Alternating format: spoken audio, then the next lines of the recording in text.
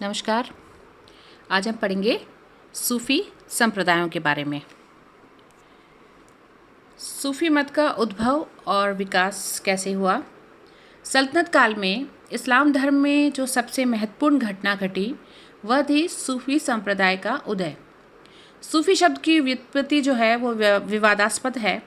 प्रारंभ में अरब प्रदेश में सूफ़ी उन्हें कहा गया जो सफ़ यानी ऊनी वस्त्र पहनते थे। बाद में शुद्ध और पवित्र आचरण और विचार वाले लोग सूफ़ी कहलाए।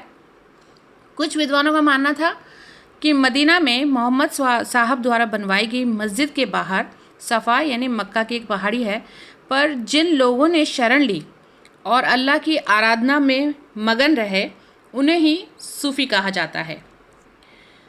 सूफ़ीवाद का विकास ईरान में हुआ और वहाँ से ये भारत भी आया। 13वीं-14वीं शताब्दी तक भारत में इस्लाम धर्म के साथ ही सूफ़ी संप्रदाय भी व्यापक तौर पर स्थापित हो चुका था। सूफ़ीवाद इस्लाम के भीतर एक सुधारवादी आंदोलन के रूप में ईरान से शुरू हुआ था, जिसमें शिया और सुन्नी संप्रदायों के मतभेदों को दूर करने का प्रयास किया गया। 10वीं शताब्दी में मुताजिल अथवा तुर्क बुद्धिवादी दर्शन का आधिपत्य समाप्त हुआ और पुरातन पंथी विचारधारा का जन्म हुआ, जो कुरान तथा हदीस पर आधारित था। इसी समय सूफ़ी रहस्यवाद का जन्म हुआ। परंपरावादियों की रचना इस्लामी कानून की 4 विचारधाराओं में बट गई। इनमें से हनफी विचारधारा जो थी वो सबसे अधिक उदारवादी थी। इसे ही पूर्वी तुर्कों ने अपनाया और यह पूर्वी तुर्क ही कालांतर में भारत आए। रहस्यवादियों का जन्म इस्लाम के अंतर्गत बहुत पहले ही हो गया था और यही जो लोग हैं वो बाद में सूफ़ी कहलाए। एक महिला रहस्यवादी राबिया जो कि 8वीं शताब्दी में और मंसूर बिन हल्लाज 10वीं शताब्दी जैसे प्रारंभिक सूफियों ने ईश्वर और व्यक्ति के बीच प्रेम संबंध पर बहुत अधिक बल दिया, राबिया और मंसूर बिन हल्लाज ने। किंतु उनकी सर्वेश्वरवादी दृष्टि के कारण उनमें और परंपरावादी तत्वों के बीच संघर्ष की स्थिति उत्पन्न हो गई। इन परंपरावादियों ने अफवाह के बल पर मंसूर को फांसी पर लटका दिया।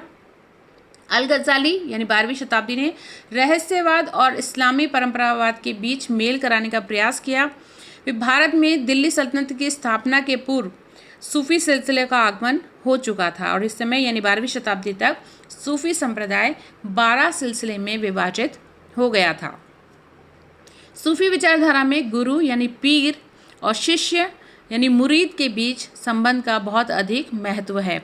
गुरु और मुरीद के बीच प्रत्येक पीर अपना उत्तराधिकारी यानी बलि नियुक्त करता था। सूफ़ी दर्शन क्या है? सूफ़ी दर्शन दार्शनिक सिद्धांत पर आधारित है। सूफ़ीवाद ने इस्लामी कट्टरपंथ को त्याग करके धार्मिक रहस्यवाद को स्वीकारा। सूफ़ी इस्लाम धर्म के कर्मकांड और कट्टरपंथी विचारों के विरोधी थे, फिर भी इस्लाम धर्म और कुरान की महत्वता को वो स्वीकार करते थे। सूफ़ी संत एकेश्वरवाद में विश्वास करते थे। उनका मानना था कि ईश्वर एक है, सभी कुछ ईश्वर में है, उनके बाहर कुछ नहीं है और सब कुछ त्याग करके प्रेम के द्वारा ईश्वर को प्राप्त किया जा सकता है। सूफ़ी लोग ईश्वर को प्रियतमा के समान मानते थे, जिनके लिए प्रेमी अपना सब कुछ न्योछावर कर देता था और इस प्रियतमा को आकृष्ट करने के लिए सूफियों ने नाच गान और कव्वाली पर जोर दिया। सूफियों के जीवन में त्याग, प्रेम, भक्ति, उपासना और अहिंसा का प्रमुख स्थान था। सूफी भोगविलास तथा कोलाहल और आडंबरों से दूर शांत और सादा जीवन व्यतीत करते थे। ईश्वर की प्राप्ति में गुरु या पीर उनका बहुत अधिक महत्व था। सूफ़ी धार्मिक पवित्रता पर अत्यधिक जोर देते थे।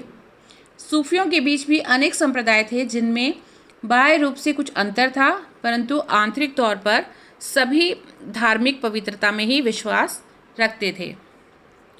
सूफ़ी प्रचार कैसे हुआ? भारत में आने के बाद सूफियों पर भारतीय वातावरण का प्रभाव पड़ा था। यहाँ आकर उन्होंने हिंदुओं की भाषा, रीति रिवाज को सीखा और हिंदू समाज में घुल मिल कर रहना सीखा था।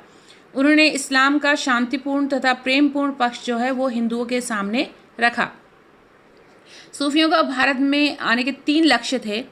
पहला, अपनी आध्यात्मिक प्रगति के लिए साधना के मार्ग पर बढ़ना। दूसरा, मनुष्य की सामान्य रूप से सेवा करना। और तीसरा उद्देश्य था इस्लाम का प्रचार करना। इसके लिए उन्होंने दलित और निम्न वर्ग के हिंदुओं को चुना। इसका कारण यह था कि उनकी दशा उस समय दयनीय थी और उनकी संख्या भी अधिक थी। अतः सूफ़ी इस वर्ग के हिंदुओं में अपनी सेवा भावना के कारण लोकप्रिय हो जाते थे। अगर इस्लाम के प्रचार की अपेक्षा ये केवल जो सूफ़ी लोग हैं केवल मानवतापूर्ण कार्य तक अपने को सीमित रखते तो हिंदुओं में इस्लाम के प्रति जिज्ञासा उत्पन्न होती। सभी सूफ़ी जो है वो नगर के निकट खानका यानी आश्रम बनाकर रहते थे। प्राय वे उन स्थानों पर खानका बनाते थे जहाँ पर निर्धन और पद दलित हिंदू निम्न जाति के समूह रहते थे और जिन्हें सहानुभूति की ज़्यादा आवश्यकता होती थी, और उनके ये खानका हर व्यक्ति के लिए हर समय खुले रहते थे। सल्तनतकालीन प्रमुख सूफ़ी संत। सूफ़ी संप्रदाय के विकास के साथ ही भारत में अनेक सूफ़ी संतों का प्रादुर्भाव हुआ। उनमें सूफ़ी संत के विभिन्न संप्रदाय के संत सम्मिलित हैं। प्रमुख सूफ़ी संतों में ख्वाजा मुइनुद्दीन चिश्ती जो मध्य एशिया के निवासी थे, ये मोहम्मद गौरी की सेना के साथ 1192 ईस्वी में भारत आए। भारत में चिश्ती सिलसिला के संस्थापक वही थे। लाहौर और दिल्ली के बाद उन्होंने अजमेर को अपना केंद्र बनाया जहाँ पर उनके असंख्य अनुयायी बन गए। निज़ामुद्दीन औलिया, गयासुद्दीन और मोहम्मद बिन तुगलक के समकालीन थे। अपनी गतिविधियों का केंद्र उन्होंने दिल्ली को ही बनाया। इन्होंने हिंदू मुस्लिम एकता पर जोर दिया और सामाजिक सुधार के क्षेत्र में महत्वपूर्ण योगदान दिया। बाबा फरीद भी चिश्ती परंपरा से ही संबद्ध थे। इन्होंने असंख्य पद दलित और भ्रष्ट मनुष्यों को सच्चा मार्ग दिखाया। इनके विचारों को गुरु ग्रंथ साहिब में भी शामिल किया गया। इन प्रमुख संतों के अलावा सल्तनत युग में अन्य कई प्रसिद्ध सूफी संत भी हुए, जैसे नसीरुद्दीन चिरागे दिल्ली, शहाबुद्दीन सोहरावर्दी, बख्तियार काकी, शेख हुसैनी, गैसुदराज आदि। इन सभी संतों ने मानव को सादा, सरल, सच्चा और प्रेम और भक्ति का मार्ग दिखाया तथा सभी धर्मों के बीच समानता और समन्वय स्थापित करने का प्रयास किया। कौन कौन से सूफी सिलसिले भारत में थे? आईने अकबरी में अबुल फजल ने 14 सूफी सिलसिलों का उल्लेख किया है। इनमें चिश्ती, सोहरावर्दी, कादरी और नक्शबंदी जो थे वो ज़्यादा प्रसिद्ध रहे। सूफी सिलसिला मुख्यतः 2 भागों में विभाजित है, बाशरा और बेशरा। बाशरा वो थे जो इस्लामी विधान को मानते थे, इस्लामी शरा को मानते थे, और बेशरा वे थे जो इस्लामी विधान से बंधे हुए नहीं थे। ये अधिकतर घुमक्कड़ सूफी संत होते थे। इब्नुल अरबी पहला व्यक्ति था जिसने सूफी जगत में वहदत उल वजूद का सिद्धांत प्रतिपादित किया, यानी सूफी रहस्यवाद वहदत उल वजूद या परमात्मा के एकत्व के सिद्धांत से ही ये उत्पन्न हुआ था। बाशरा सिलसिला में से केवल 2 ही उत्तर भारत में अधिक प्रचलित हुए, और ये सिलसिले थे चिश्ती और सोहरावर्दी। चिश्ती सिलसिला। चिश्ती भारत का सबसे प्राचीन सूफी सिलसिला है, संप्रदाय है। ख्वाजा मुइनुद्दीन चिश्ती 1192 ईस्वी में शहाबुद्दीन गौरी की सेना के साथ भारत में आए थे और बाद में उन्होंने चिश्ती परंपरा की नींव डाली। इस सिलसिले के सूफी संत हिंदू योगियों की तरह ही अपना जीवन व्यतीत करते थे तथा अद्वैतवाद के परंपरागत नियमों में विश्वास रखते थे। ये निजी संपत्ति के खिलाफ थे। ख्वाजा मुइनुद्दीन चिश्ती ने भारत में बहुत से हिंदू रीति रिवाजों को अपना लिया था, और चिश्तियों की जो प्रकृति थी वो उदार थी और ईश्वर, प्रेम और मानव सेवा उनके प्रमुख सिद्धांत थे। मुइनुद्दीन चिश्ती ने अजमेर में अपना निवास स्थान बनाया। उनकी समाधि अजमेर में ख्वाजा साहब के नाम से प्रसिद्ध दरगाह है। इनके उत्तराधिकारियों ख्वाजा बख्तियार काकी, बाबा फरीद, हज़रत निज़ामुद्दीन औलिया, हज़रत अलाउद्दीन साबिर, नासिरुद्दीन चिराग दिल्ली, इन्होंने उत्तरी भारत में इस संप्रदाय को लोकप्रिय बनाया, और दक्षिण में शेख बुरहानुद्दीन गरीब और गेसुदराज ने इसका प्रचार किया। चिश्ती सूफियों ने सादा जीवन और संगीत को बहुत अधिक महत्व दिया, और सीधी सादी हिंदवी भाषा में संगीत सभाओं द्वारा वे जनमत को आकृष्ट करने में सफल भी हुए। सोहरावर्दी संप्रदाय, इसके संस्थापक बगदाद के शिक्षक शहाबुद्दीन सोहरावर्दी थे। सोहरावर्दी का मुख्यालय मुल्तान था। इसके अलावा यह सिंध और पंजाब में भी फैला। शिहाबुद्दीन सोहरावर्दी के शिष्य हमीदुद्दीन नागौरी, बहाउद्दीन जकारिया, जलालुद्दीन तब्रिज़ी सैयद सुर्खपोश थे। कालांतर में यह संप्रदाय गुजरात, बिहार और बंगाल में भी फैला। सोहरावर्दियों ने चिश्तियों की तरह घुमक्कड़ और फक्कड़ जीवन नहीं बताया, बल्कि उन्होंने राज्य की सेवा भी स्वीकार की। शहाबुद्दीन सोहरावर्दी ने राजकीय पद शेख उल इस्लाम तथा सद्र ए विलायत ये स्वीकार किया और उन्होंने कई जगह अपने केंद्र स्थापित किए। कादरी संप्रदाय इस्लाम में सबसे पहला रहस्यवादी सिलसिला शेख अब्दुल कादिर जिलानी के द्वारा स्थापित हुआ। इनका जन्म बगदाद में हुआ था।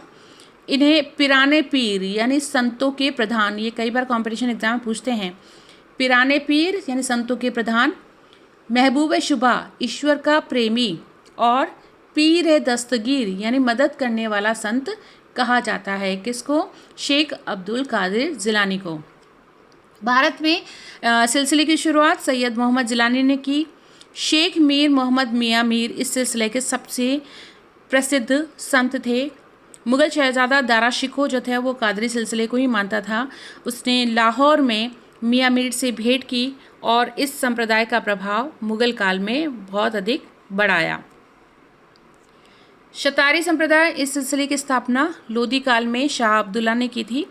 मोहम्मद गौस इस सिलसिले के सबसे प्रसिद्ध संत थे जो हाजी हमीद हसर के शिष्य थे। शतारी संतों ने हिंदू और मुसलमानों के धार्मिक विचारों तथा रीतियों में साम्यता दिखाकर उन्हें निकट लाने का प्रयास किया। मुग़ल शासक हुमायूं और तानसेन मोहम्मद गौस से बहुत अधिक प्रभावित थे और इस पंथ के सूफियों ने सोहरावर्दियों की तरह अलौकिक सुविधाओं से पूर्ण आरामदायक जीवन भी व्यतीत किया।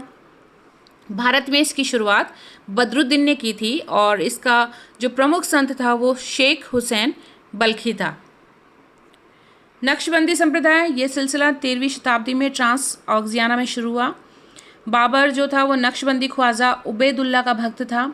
भारत में इस संप्रदाय की स्थापना ख्वाजा बाकी बिल्ला ने की थी। शेख अहमद सरहंदी इस सिलसिले के प्रसिद्ध संत थे। नक्शबंदियों ने इस्लामी कट्टरपंथ का विरोध किया और प्राणी मात्र की एकता पर जोर दिया। ये सिलसिला भी 15वीं शताब्दी के बाद ही प्रभावशाली बन सका।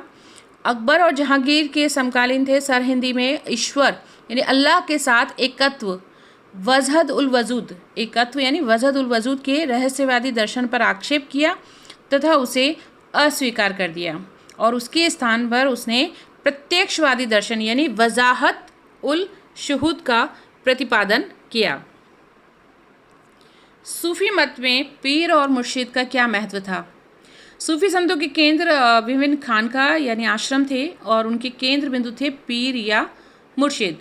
पीरों को अलौकिक शक्ति का प्रतीक माना जाता था।